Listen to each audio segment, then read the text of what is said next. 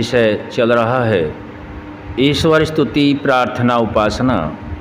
इस विषय में परमात्मा की वाणी वेद के अनुकूल ऋषि ब्रह्मा से लेकर जैमिनी पर्यंत जो ऋषियों का मत है, इन सभी को महर्षि दयानंद सरस्वती जी ने अध्ययन करने के उपरांत अपने तप के द्वारा कुछ शब्दों को आर्योद्देश्य रत्नमाला नामक पुस्तक में रखा है, जिसमें आज का शब्द लिया जा रहा है पुरुषार्थ के भेद क्या हैं।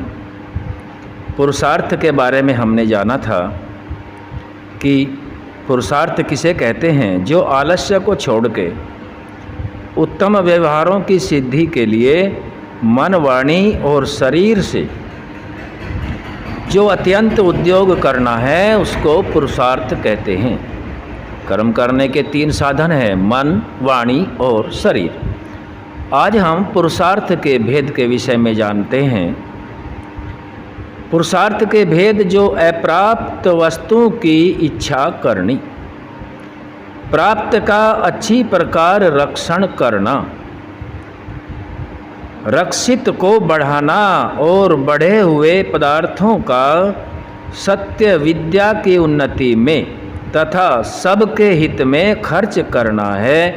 इन 4 प्रकार के कर्मों को पुरुषार्थ कहते हैं।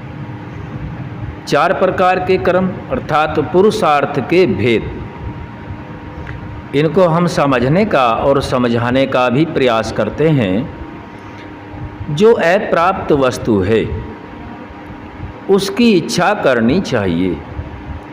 अप्राप्त जो हमें आवश्यक है, धर्म के अनुकूल है, राष्ट्र की उन्नति में सहायक है और किसी की कोई अन्य हानि नहीं है, ऐसी वस्तु की प्राप्त करने की इच्छा करनी चाहिए। जैसे विद्या की प्राप्ति करना, धर्मानुकूल ऐश्वर्यों को प्राप्त करना और उचित व्यवहार आदर्श के अनुसार उचित समाज में अन्य कर्मों का करना।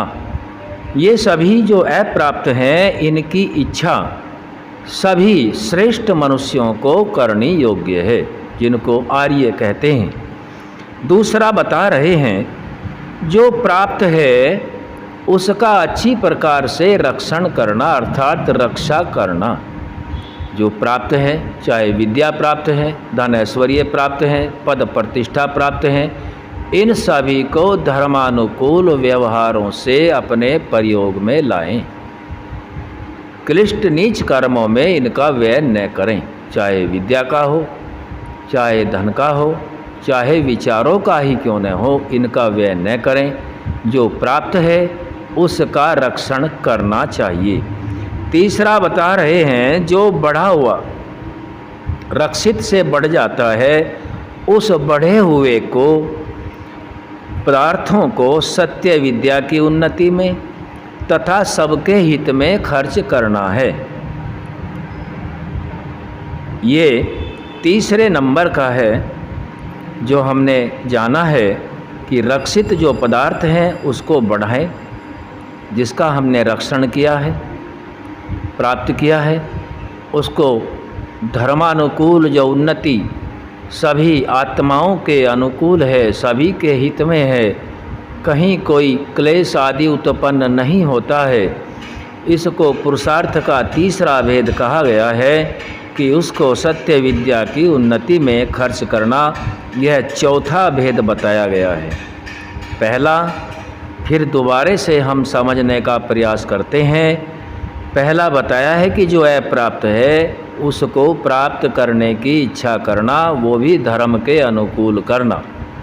दूसरा, जो प्राप्त है उसकी अच्छी प्रकार से रक्षा करना, विद्या, धन आदि।